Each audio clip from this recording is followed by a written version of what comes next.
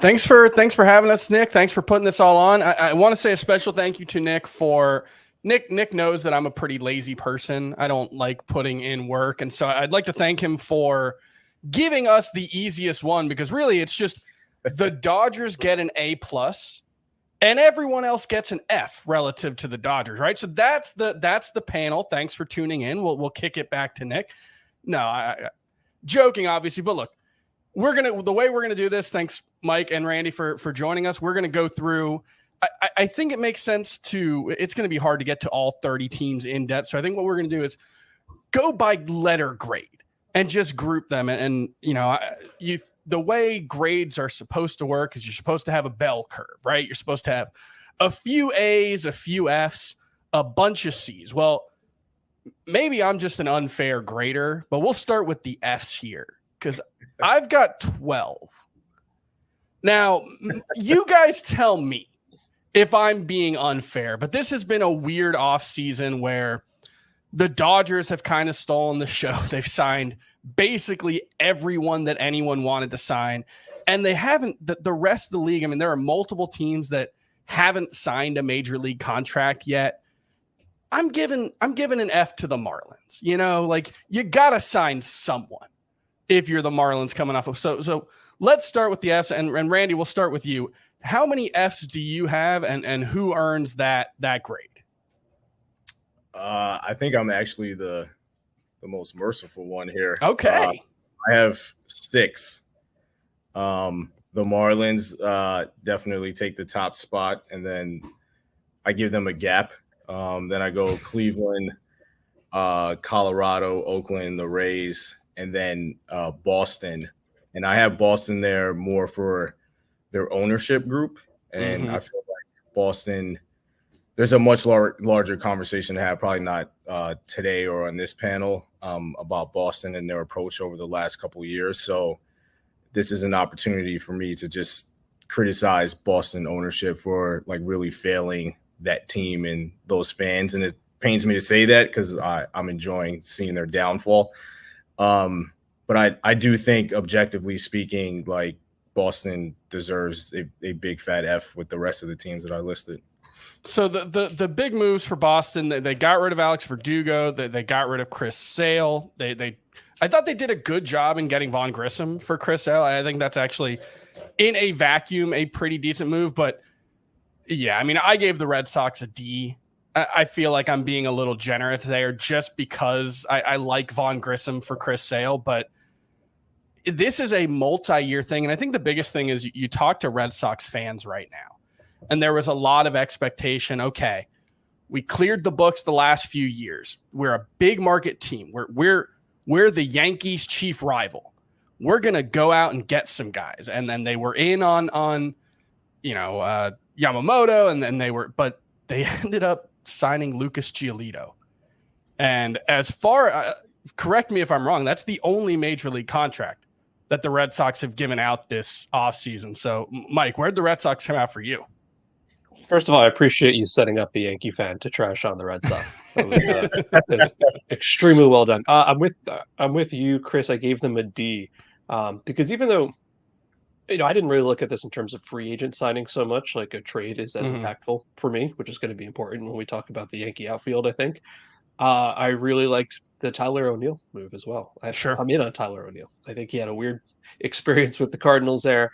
I certainly couldn't go any higher than a D. I think every Red Sox fan echoes what Randy is saying. It's just been an incredibly confusing and disappointing offseason. But for a team that had a lot of holes, the defense will be better. I like getting 5 or 6 years of Grissom. I like O'Neill. I like Giolito.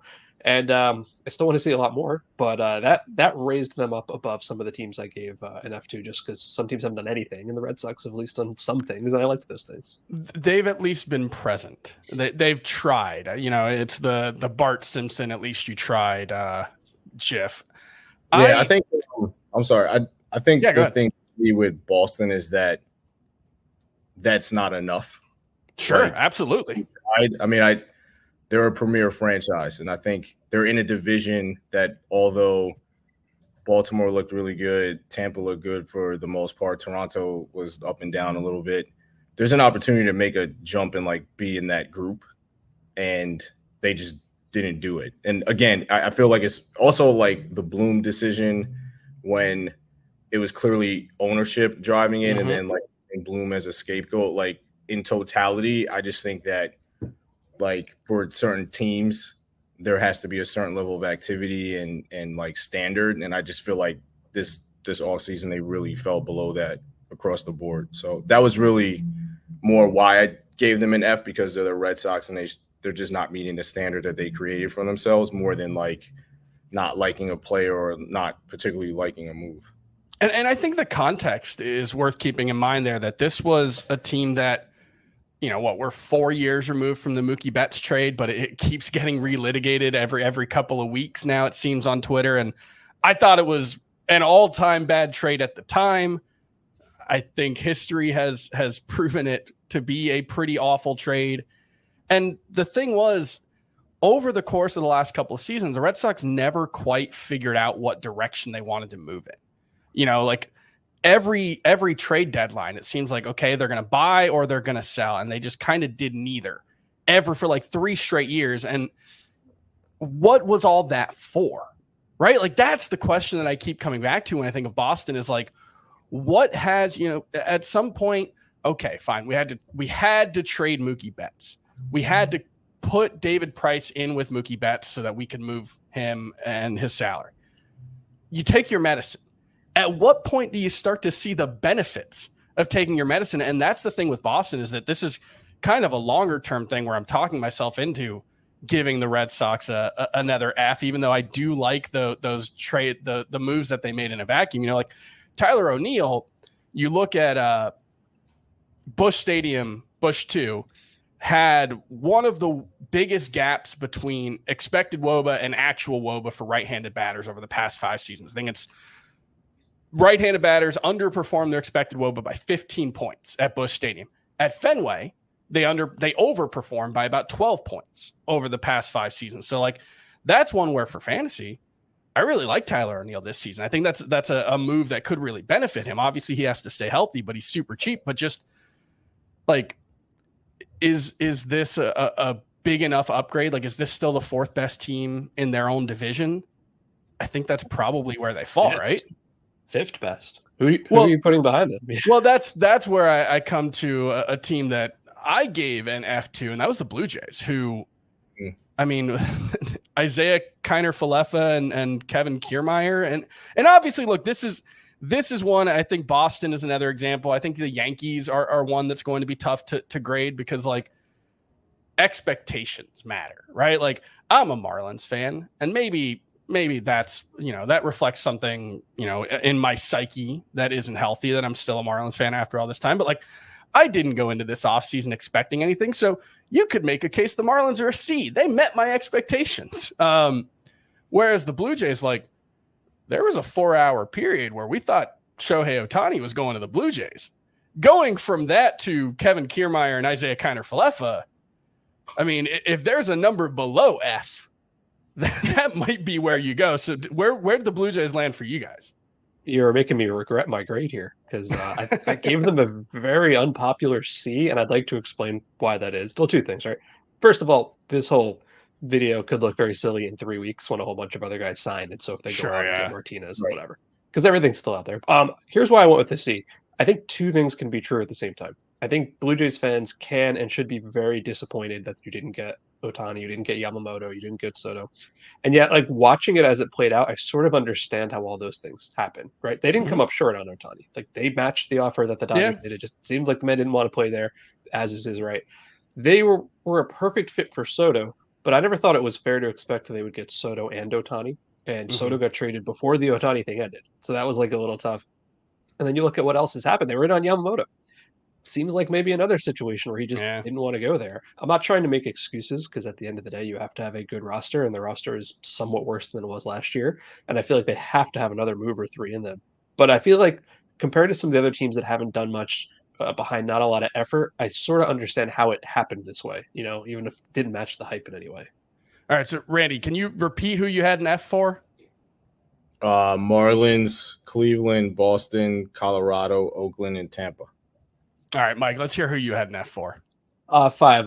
Marlins, Cleveland as well. Oakland, Baltimore, and the Twins. The Twins just haven't really done much of anything. They lost Sonny Gray. They added Josh Stalmont. I assume they'll do stuff. And it's weird because I'm shockingly high in the Twins. Like I keep coming back to the fact that I'm all in on Royce Lewis, Matt Wallner, and Edouard Julien, right? The three rookies from last year. Even Max Kepler. Like I really like this team.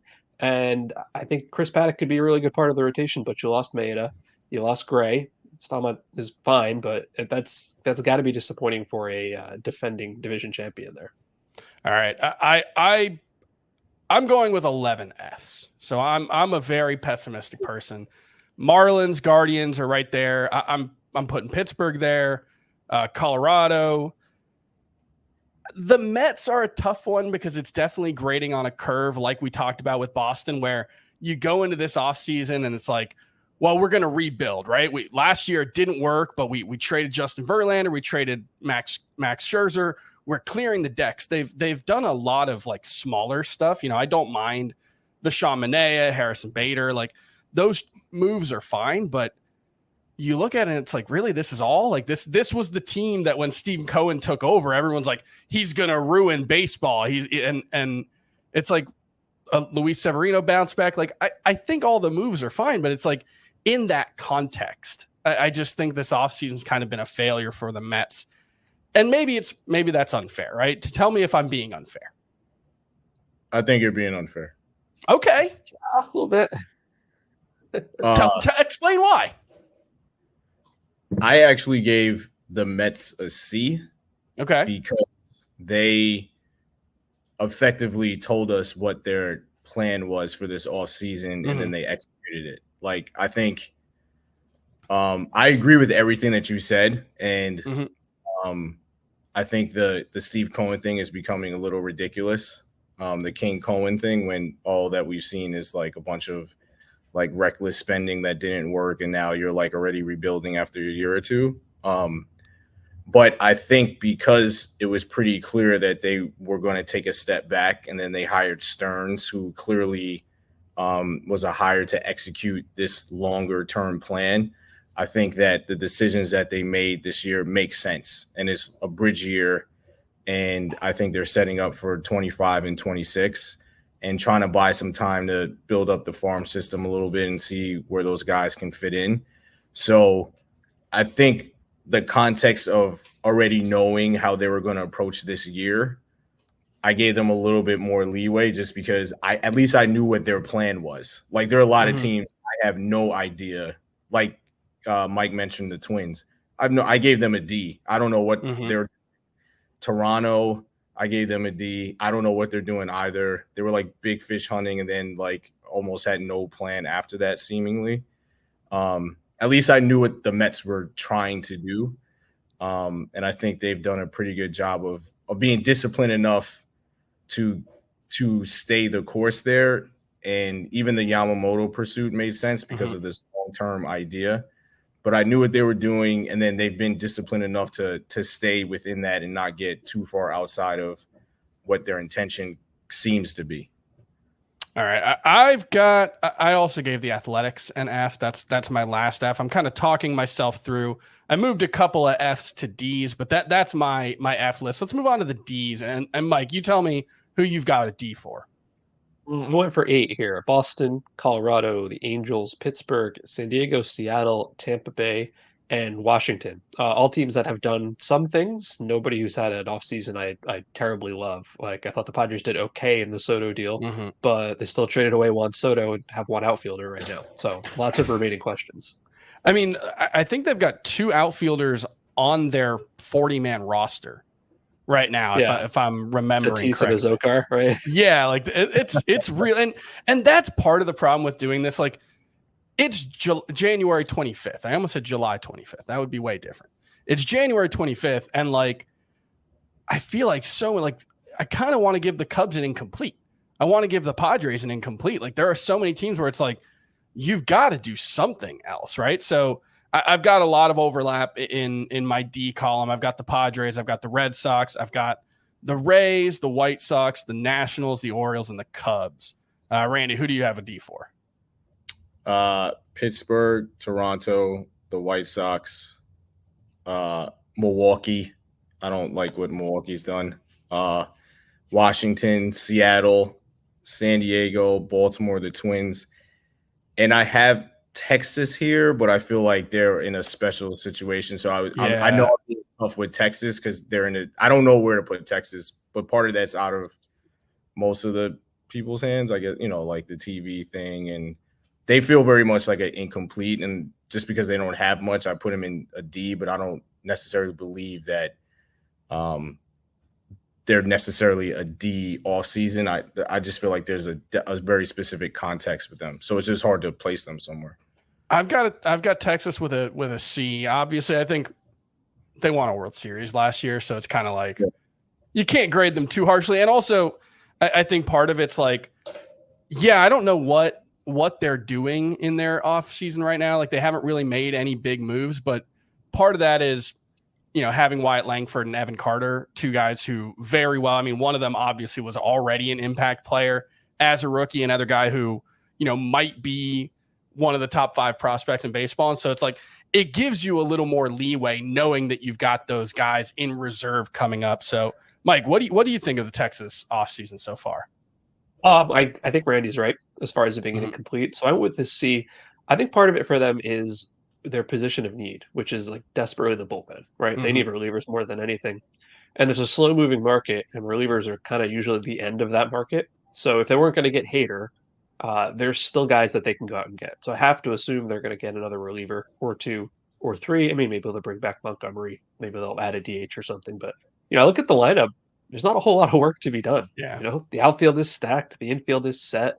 Jonah Heim's great behind the plate. They're probably not going to add a strict DH type, like a JD Martinez. So they added Tyler Mahle, who I did like that deal. I like planning for the future, even if he's not going to be there opening day. Like the second half rotation is probably going to be very different than the first half rotation, which is fine. They just need to add some bullpen arms. And I think more than anybody else, there's still time to do what they need to do.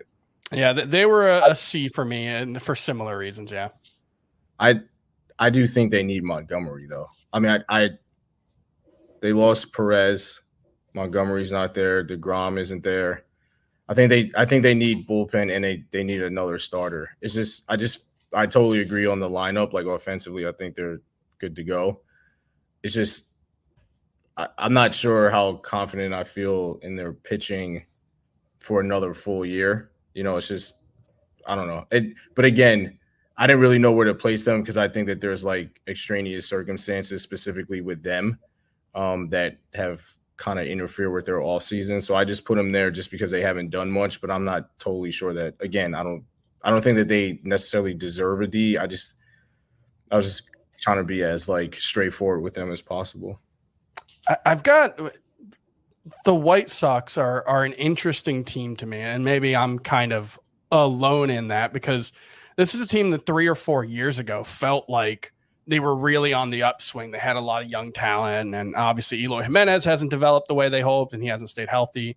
The rotation never came together. What do you think Mike, what do you think the White Sox are trying to do right now? Obviously new GM Chris Getz.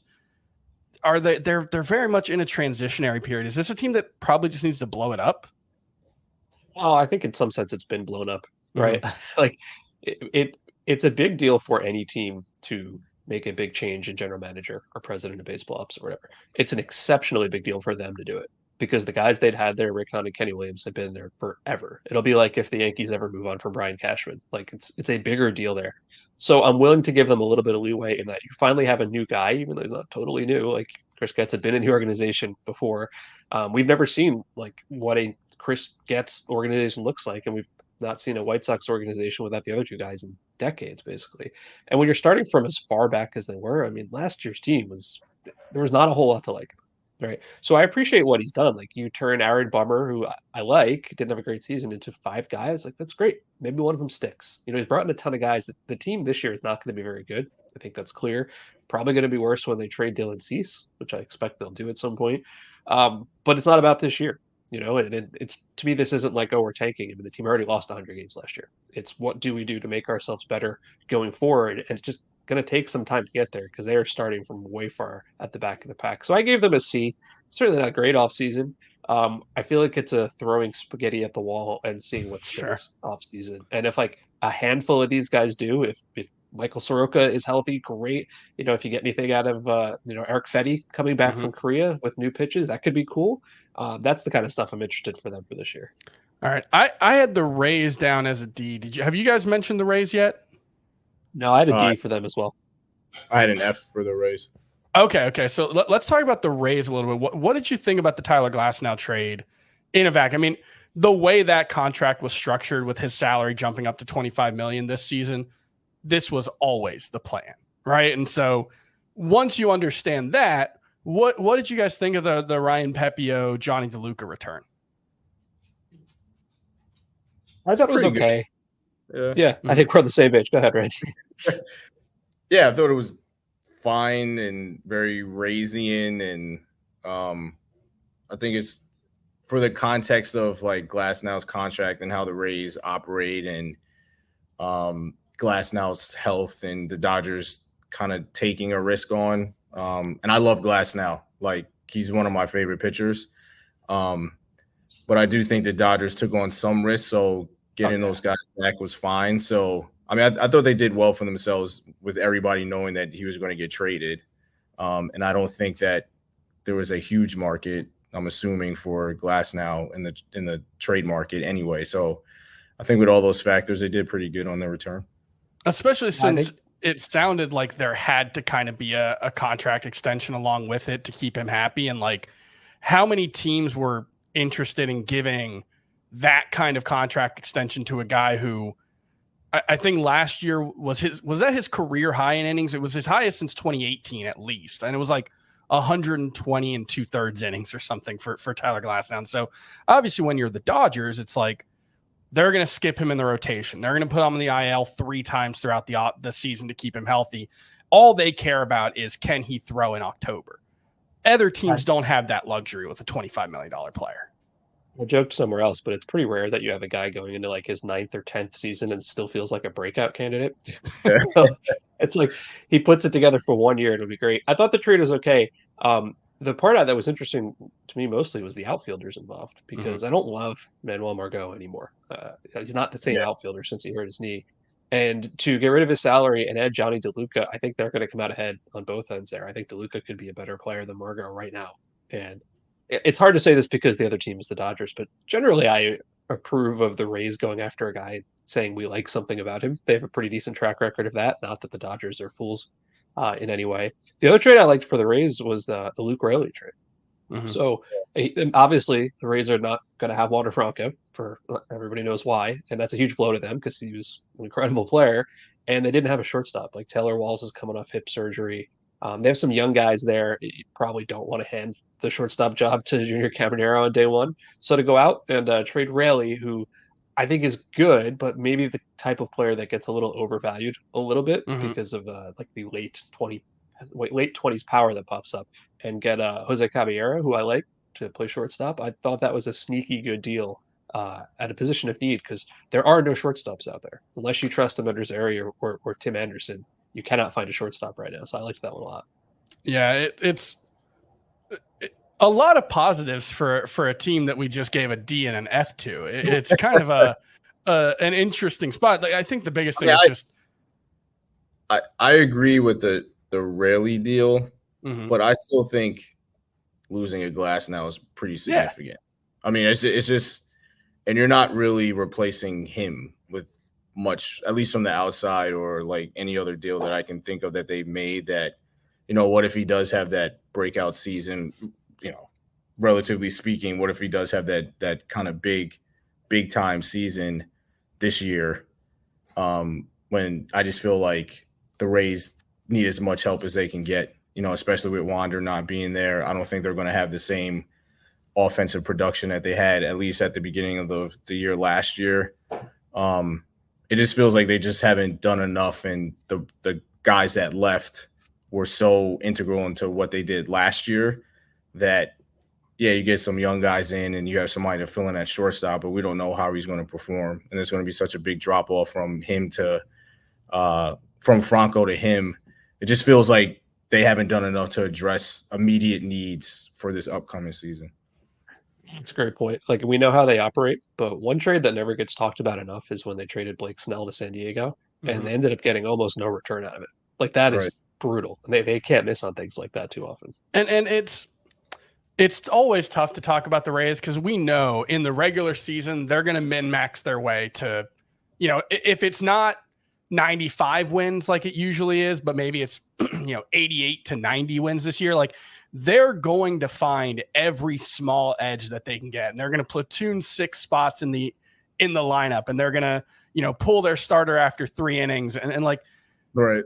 it's all like we know that they're going to efficiency their way to a good regular season. It's just the thing I keep wondering about this team is, can this work in the postseason? I know that the postseason is fluky and there's a high variance, but I do wish that this was a team that would, and obviously the Wander Franco situation is incredibly difficult for them to overcome and that, but like this is a team that's so light on star power. And I not to oversimplify things, but when you get to the postseason, it's a lot harder to find those tiny little edges. It's easier to maximize each edge on the way to a 162 game season.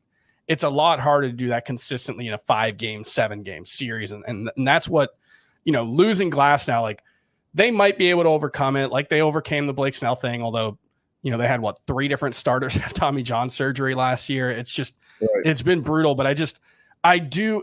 And I feel like we all kind of share this, is like, are we reaching a point of, I don't know if diminishing returns, but just like, have they squeezed all the juice that they can out of this one? I don't think so. I saw some tweet the other day. I can't remember who it was from. It was Buster Olney or Joel Sherman or someone like that, who said one other team's internal projections have the Rays as the best team in the East, ahead of Baltimore, which I thought was really interesting. Not totally sure I agree. But it kind of comes back to what you're saying. Like, are we judging them on regular season success or postseason success? Because you're right, they don't have stars. On the other hand, saw the Dodgers, go down pretty easily last year with a lot of stars. I mean, that stuff can happen in the postseason. So I think they're gonna keep doing Rays things, which is like, who's the next Zach Littell that we're not thinking of, who's going to be like the pretty decent starter next year. Again, the Franco situation is awful all around because that was their one big superstar, and now there's no one to replace that. I think that's going to be very difficult for them. But like I said, the Caballero deal is a pretty good placeholder in the interim. All right, let's move on to the C. Oh, go ahead, Randy. Oh, no, sorry. I was just going to say very quickly that I think I don't have proof to like back this up, so this is totally like conjecture and a guess on my part.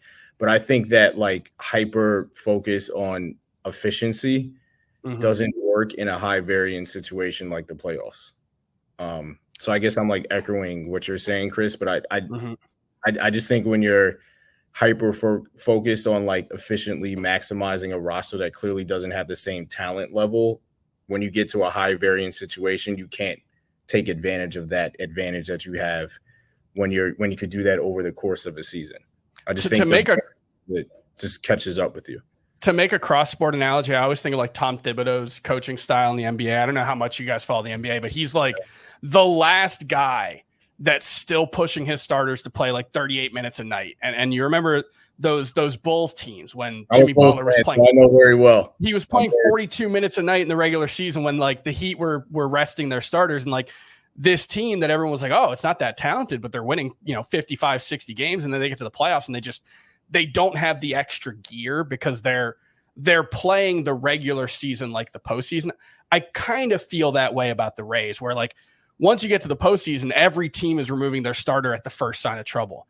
And every team is playing matchups more efficiently rather than like, hey, we just need to rest our star on a Sunday, right. And so those edges that you can get in the regular season, I feel like they kind of disappear. But I also, the old Billy Bean quote, like, this bleep doesn't work in the playoffs. I don't know if that's actually true because we're dealing with small sample sizes all around. We're talking about like, a 5-game series every year basically is what the sample with the Rays is. So it's hard to prove definitively that any of this stuff doesn't work, but it's a tough spot. And, the sample is getting larger though. With sure. These guys.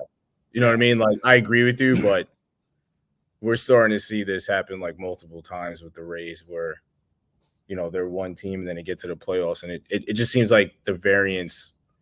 And like you said, it's a good point about, you're not catching a team on the third game or the fourth game of a 4-game weekend series and they want to sit like Aaron Judge or something. Let's just say, This is baseball Twitter's least favorite segment of a video stream ever. When you anything critical of the Tampa Bay Rays is going to, we're probably getting flamed on Twitter right now. Let's move on to the C's. I've got the Cardinals, Phillies, Brewers, Rangers, and Giants. There are a couple there that are just, like we talked about with the Rangers, kind of an incomplete there. The Phillies re-signing Aaron Nola is kind of all they did, but that was kind of all they needed to do given where they're at. Who do you guys have as C's? I have 6 teams that are C's. White Sox, Cubs, Brewers, Phillies, Texas, and Toronto. The unpopular C for the Toronto Blue Jays. Sure. What about you, Randy? I actually have a lot of C's. The Cardinals, the Reds, the Royals, Detroit, the Mets, Atlanta, Philly, the Angels, Cubs, Giants, and that's it. The Reds. Reds fans are going to be furious at you. I know. I'm sorry. I've got them as a B. What's the pessimistic case on the Reds? I mean, I could be convinced that it was a B. I mean, I think part of it is, I don't know. I could be talked into it. I like Candelario. I like their moves. It's just I think I was looking at it in totality. I don't know if they're enough to like make me think that they can win the division. And I think that that's kind of the way that I'm looking at it. Because I think that they took such a nice leap and they already have like a bunch of nice young pieces. I just feel like they could have done more to it's in a winnable division to like really like close that gap or be the leader in the clubhouse. And I think that they did do good things. So I do like their moves. It's not really a criticism of what they've done so far, but I also feel like there's a chance to do more, whatever that is, and like really say we're going to take this division this year. They lose Votto. It's more grading on. I wish they would do more to just say this is going to be our division this year and for the next couple of years to come. So it's more in that context than anything else. Well, it was like after the Candelario signing, I think everyone's reaction was, okay, now the big trade comes. They added another corner infield guy it's a roster full of them. I think the biggest thing, it's kind of the opposite of like the Rangers or Phillies, where those two teams haven't done much, but you look at their rosters and it's because, well, there's not a lot to be done. Whereas the Reds, it feels like the roster, it's not incomplete. It just doesn't make a ton of sense yet, right? Like They've got all this talent. They've got, Matt McClain and Noelvi Marte and Ellie De La Cruz, all these, Spencer Steer, Jonathan India's still there. Like it's the thing where Christian Encarnacion-Strand does he even have a starting job? He was good last year as a rookie. So it's like, it's one where the Jeimer Candelario signing makes sense because it's a good player, but that team signing that guy felt a little, what next? Right. What else? Exactly.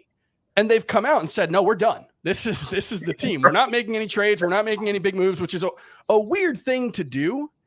And so it feels like partially I can make sense of it in that Ellie De La Cruz, Noelvi Marte, Christian Encarnacion-Strand, Spencer Steer, Matt McClain, TJ Friedel, like they've got all these guys who they're all super talented. They're all super young. They've got a lot of similar flaws in that, like Ellie De La Cruz, Noelvi Marte, these are probably really high ups or high variance young players. And so it sort of makes sense to just like, let's see who fits and then decide. But it sort of feels like a roster that's still being built for 2025, if that makes sense.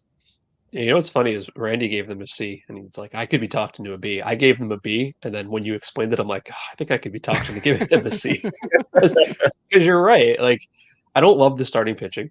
And while I agree with what you said, like Kendall is a good player and add good players, the fit is still kind of weird. And I think the problem is everybody sort of assumed Jonathan India would be the guy that was traded to a team that needs a second baseman. So maybe that was going to be the Blue Jays. Maybe it was going to be the Red Sox before they got Von Grissom.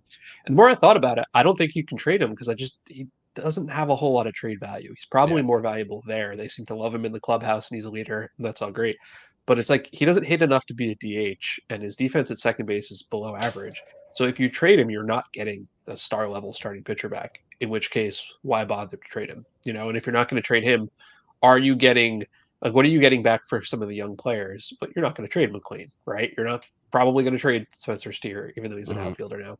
So I like the moves in the sense that they see a winnable division, they see a young team on the upswing. They are not fully seasoned at the moment because I agree there is more that could have been done, but they're at least not standing still. And I respect that, and I like that they went out and added Nick Martinez. I think will help a lot. They really need some veteran guys to take up some innings. I don't love Pagan in that ballpark, but the fact is they went out and they made a bunch of moves, and a lot of other teams did. That's how I got them to be. Yeah, I think that's the biggest thing is that they just didn't stand still, but the team doesn't make a ton of sense now. I've got them as a B, but talking through it, I think that's the range, right? It's like it's a little bit of like at least they did something in an off season where so many teams did nothing, like that. You want to applaud that. For my C's, I've got the Cardinals, Phillies, Brewers, Rangers, and Giants.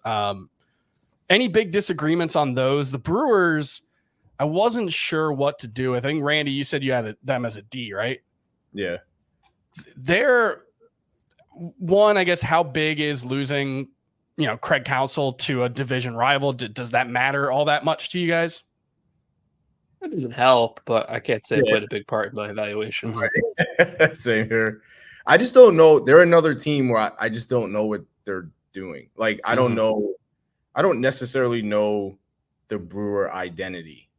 You know what I mean? Like, I know that they have like really good starting pitching. Like, I know the profile, I understand, but I don't really know like what they're trying to accomplish and like what they want to do. And I know the Burns thing really came more from the Burns side, and they're so reliant upon starting pitching. And I know that they have some like good young players. Like, I think they're a good team, but just in general, like with an off-season approach and like trying to figure out what they would want to target and like their aggressiveness in doing that, they're just one of those teams that are just kind of there, like feel a little aimless.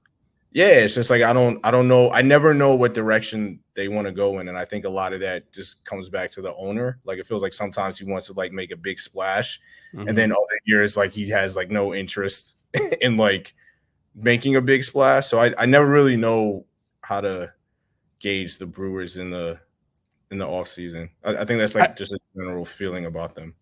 I liked the Hoskins edition, that kind of snuck under the wire here for our purposes, but I think that was a pretty good solidifying move for a team that probably needed another big bat. They've kind of got a little bit of a Reds situation in that they've got like, Sal Frelick and Garrett Mitchell and Bryce Terang and Jackson Chourio. I think we all expect to be on the opening day roster after getting that contract. And it's worth mentioning, signing a Jackson Chourio to a 10-year contract certainly helps your offseason grade. I mean, we haven't seen him in the majors, but pretty much everyone agrees that this guy's going to be a very, very good player at the very least, and sounds like he's going to make his MLB debut at 20. So if he hits the ground running, this looks a lot better. If it goes I think Anthony Volpe's kind of the middle ground where it's like it wasn't a perfect rookie season, but it wasn't a disaster. He's helpful. Then it starts to get a little iffier if he just can't hack it right now because he's 20 and making it to the majors as a 20-year-old is really difficult. Then I think the team starts to look a lot iffier. Yeah, I agree with that. This really felt like an inflection point in the franchise, right? Because Counsell's gone, Stearns is gone, Brandon Woodruff got injured, right? And that was a big part of their team. Yeah. And so you could really see a version of this where you trade Corbin Burns, you trade Willy Adames, you let the young kids do whatever this year and not worry about it, and you build towards the future. But I think what they're doing is they're looking at a very, very winnable division. Like I Mhm. see 5 teams in that division. I can't say I really like any of the 5 teams right now. I'll pick someone to win a division because those are the rules. Someone has to win this division. And I think they're like, well, listen, we had someone like Hoskins, which I think is a huge ad. I really like that fit a lot. We see what happens in the first half of the season. If the young guys all pop and Burns is pitching well, then they might be in first place in July. And if not, you can still trade William Adams and Yeah. Corbin Burns at the deadline and move forward. And you do that without like torching this whole season. So they are very much stuck in the middle. I think to Randy's point, that makes a lot of sense. But I can at least see what they're trying to do based on the competitors in that central. Now we haven't talked about the Cubs really. I remind me if you guys have mentioned them in your grades so far, but I have a hard time seeing anybody giving the Cubs a B or an A. So I think we've all mentioned them so far, right? Yeah, I gave C. them a C. Yeah. Yeah, but the biggest incomplete of any team, I think, though. Yes. For me. Really? Yeah. I mean, it definitely is like they've made one move, right? Like they added Imanaga. Yeah. I really like him. I think the stuff plus metrics and all that stuff indicate that he could be someone who performs really, really well. But I mean, that's it, right? Like that's the entirety of the Cubs offseason so far. And it feels like they've got multiple moves left. Yeah. The Bush trade. Sorry. So here's my thing with the Cubs. And part of this might be because I know a lot of Cubs fans and like there's a general like frustration with the front office not making moves at the pace that they probably want them to make it. So I could be influenced by that. But it feels like they should, and I think that this is a theme for me for multiple teams, especially like in the NL Central. Somebody should be making more moves by this point and not playing the whole like off-season game where you're trying to like suppress everybody's wages and values so it looks better for you in the end. Like I just wish somebody would take the bull by the horns and just say, look, we're going to make these moves that we need to make and declare that the division is ours.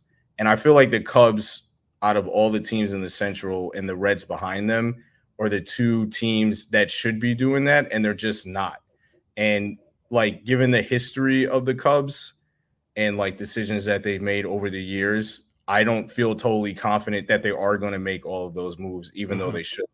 That's why I asked, did you about it being an incomplete. I don't have a ton of faith that they will make all of those moves before the season starts, just based off like recent track record and this idea that it seems like no team in that division just wants to do what they need to do to just say we're going to be the favorites or put ourselves in that position.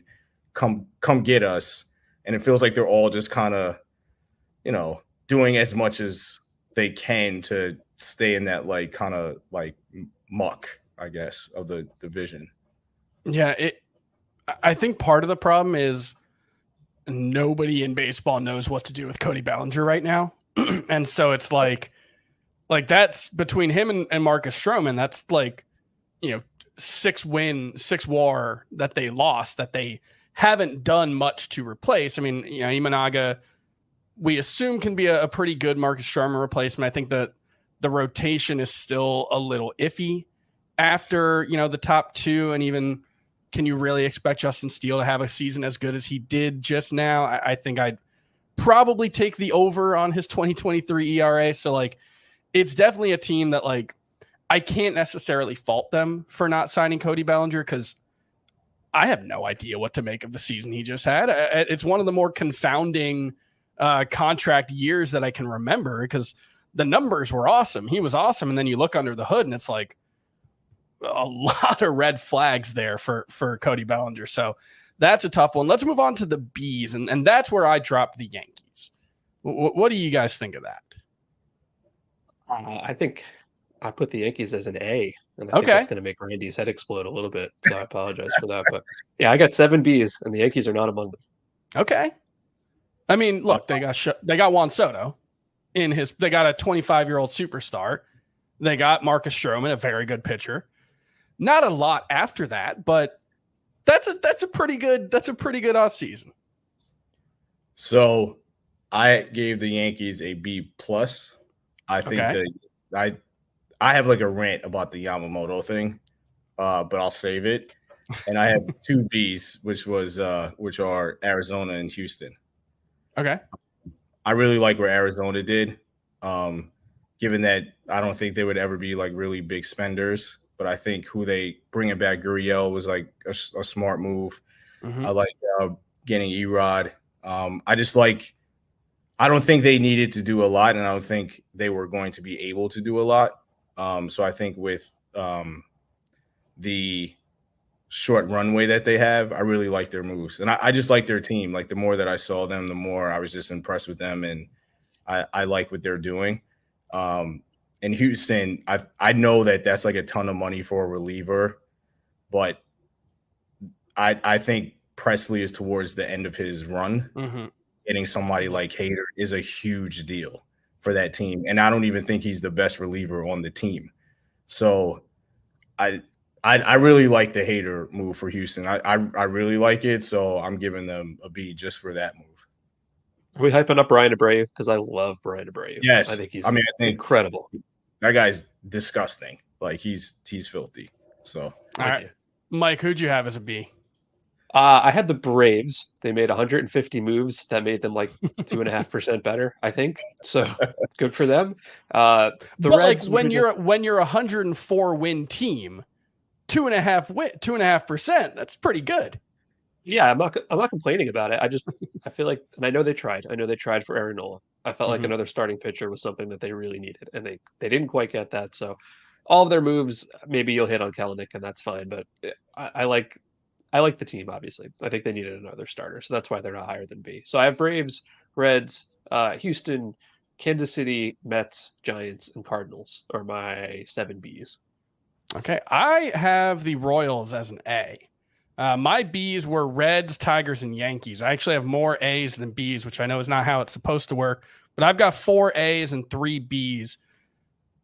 Tigers, have you guys mentioned the Tigers yet? I didn't get to my A's yet, Chris. There we go. Yeah, I gave them a C. Okay, let's talk about the Tigers. I really like a lot of what the Tigers did this offseason. Randy, why are you a little lower on them? I just like the Flaherty move, and that's it. Okay. To me, it was just I like the Flaherty move. I think that's a good spot for him to kind of build up some value and hopefully get back to where he was in the past before all the injuries. That's it. I mean, I'm not a big Maeda fan. Okay. So to me, that was driven more by just liking the Flaherty deal, and that was it. A big part of it for me. Oh, go ahead, Mike. Yeah, I would say they acquired 5 competent major leaguers this winter, right? So Miller, Flaherty, Maeda, Andrew Chafin coming back, and Mark Canha, which I thought was like a sneaky good move. Mm-hmm. None of them are earth-shattering.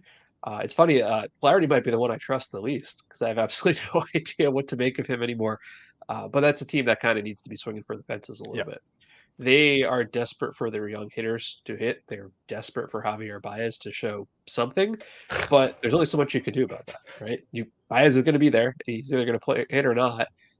You kind of hope you're building on Torkelson's good year, Riley Green, and a couple other guys there. So I like that they added, and this is not something you'll hear me say that often, some veteran clubhouse guys, because I think when you have a young team like that, you need competent major leaguers. What they're missing, I think, is ceiling. They added some floor. I really like Riley Green. I think he's going to take a big step. I mean, I think he took a big step forward last season. It's kind of that Tyler Glasnow thing we were talking about earlier, where it's just stay healthy, man. It's been some really bad luck for him. And obviously he's coming off, I think it's Tommy John surgery on his non-throwing elbow. So hopefully he's expected to be ready by opening day. I think he's a super talented hitter. The underlying numbers were really impressive for Riley Green last year. I think there's a lot for, he could be like the good versions of Nick Castellanos, that kind of player for them, hopefully with better defense, is what I think Riley Green can be. So I think things are starting to turn around there. Tarek Skubal, obviously, if he can give them a full season anywhere close to what he did last year. I think he was in xERA, he was the second best pitcher in baseball last year. Not starter, not really. He was the second best. I think it was Felix Bautista and Tarek Skubal, who pitched at least like 60 innings. That's really impressive for a starting pitcher. He was really good. So hopefully he can stay healthy. Let's get those A's out of the way. I've got 4. I almost like the Dodgers are. It's unfair to other. They screw up the curve. They're the smart kid in the class who did so well on the test that they screwed everyone else over. I've got the Royals, the Diamondbacks, and the Braves with A's. Who do you guys have? Let's start with Randy. I just have the Dodgers. How about you, Mike? I changed my mind. Yeah, so I had 4 A's, but I changed my mind. Now I have 3 A's and 1 double exclamation point, and that's going to be the Dodgers up at the top there with the double exclamation points. I mean, you said Diamondbacks for an A. I have them as well. Mm-hmm. Yankees and Tigers are my other A's. Is this the best offseason a team has ever had? Ooh, like you just came up with a column idea. I mean, it's just like, I mean, it's when, sure. Yeah, like just adding 2 $300 million. I mean, calling Shohei Ohtani a $300 million player is underselling it by $400 million. But adding the 2 top free agents and James Paxton and Teoscar Hernandez and re-signing like Jason Hayward and Joe Kelly, really useful guys. Like it's just absurd. It's up there. Randy, what was the year where the Yankees got Teixeira and Sabathia, right? 08, 09. Yeah. 08. Yeah. Before the World Series, right. There. Yeah. That one's up there for sure. This one is crazy, and yet I'm not convinced they're gonna win the title. I mean, I might be in the minority, but I think what they did is amazing. I mean, I don't think there's much to talk about with the Dodgers, to be quite honest. But the rotation is kind of right. I mean, that's nothing but question marks. Now there are question marks that I feel pretty good about the answers to. Obviously, Yamamoto, I think, is an ace, but we haven't seen it at the major league level. He hasn't used the MLB ball in games yet. So, like, there are factors there. Tyler Glasnow, Walker Buehler, Bobby Miller, James Paxton. We all, I think, assume Clayton Kershaw will be there by the summer. It hasn't happened yet.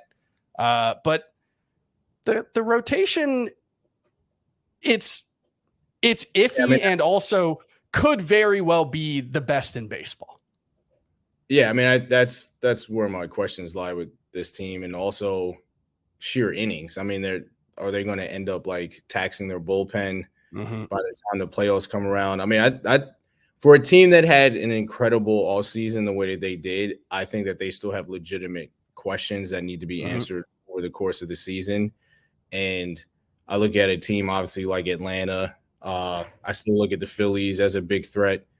Arizona is going to be there. I think Arizona probably goes into that season still feeling confident that they can make some noise at some point. I just think on the pitching side, the Dodgers are going to have to prove things as the season goes on. They can't really answer it now, especially because Ohtani can't pitch this year. So if we're great in the offseason, it's like off the charts, but I don't think that necessarily locks them in as like, odds on favorites to win the title, and everybody's playing for second place. The Dodgers are not ruining baseball. This is still, it's a very, very good team, but like, I think the Braves might just have a better roster right now. Yeah. I couldn't say right now the Dodgers are better than the Braves. Yeah. Maybe similar, equal, but you know what it is? I think people underestimate how much work the Dodgers had to do this winter. It was already a 100-win team, and now they went out and spent all this money. It's like, yeah, but it wasn't really a 100-win roster at the end of the day, right? Like Kershaw's gone. Urias was obviously gone. Hayward was a free agent. So it's like their outfield at the end of the year was James Outman and Chris Taylor. And their starting rotation was Bobby Miller and prayers that Walker Buehler would be healthy, right? You saw what happened against the Diamondbacks. And no disrespect to Arizona, the Dodgers did not have a starting rotation. It was surprising. Did not. It was surprising that they lost to the Diamondbacks because it's the Dodgers. It wasn't shocking when they got there. Like, the Dodgers kind of had to raise their way to raise the team their way to that 100 wins and making it into the playoffs. Cause the defense has taken some hits over the past couple of years. It's not really an elite defensive team across the board anymore. They've got a handful and, probably 2 or 3 spots where there's a straight up platooning at this point. Like for a team that, you know, has apparently more resources than like 20 United States, it feels a little held together. It feels a little taped together. Yeah, and I don't like their defense, to be quite honest. I don't like their defense at all. I mean, I just feel like the pitching and defensive side of things like have a lot of question marks that will only be answered obviously when they play. But I mean, Max Muncy's their third baseman, right? Like, who's their third baseman? Yeah, I mean his defense took a big step back at the end of last year, like really poor. Although Gavin Lux, I don't trust. I am kind of interested in what Gavin Lux is going to do, because, you know, he was Mookie Betts last year, had this huge power breakout, best power season of his career. Him and Gavin Lux were working out a driveline together last offseason, and then there was some hype around Gavin Lux finally starting to put it together, and then he tore his ACL in a spring training game, and it all fell apart. So he's definitely someone, but I like that we've spent like 20% of this stream crapping on the Dodgers and Rays, and I feel like Nick needs to jump in and pull us out before we say anything else that gets the baseball Twitter hounds after us, because I do want to say something about the Yankees and Yamamoto. Mm-hmm. I know that there's like this prevailing notion that like he just wanted to go to the Dodgers and that was it, and like I'm in the very clear minority that the Yankees totally failed that pursuit, given like all the resources that they put into scouting him and following him for a year. The offseason plan was clearly built around Yamamoto and this whole thing. And I know that like a lot of people want to talk about the high AV and the opt-out. Like, this all comes down to total guaranteed dollars. Like, I'm in a profession where it's about, I negotiate my contracts. I don't have a salary. I go from job to job and I have to negotiate. The only number I care about is the big number at the end. And how, you know, I don't care how much I get paid an episode if I do something. I want to know what I'm getting at the end. And for the Yankees to like spend all that time and like the aura of the Yankees to have the third highest bid and then try to try to like jackknife their way with like these creative contract details feels like it's just total failure. It's just like, what, you're the Yankees, just Yankees, right? Like that should never be the Yankees should have the hammer in Smash Brothers, right? Like they should be the one that knocks everybody off the board if they want to.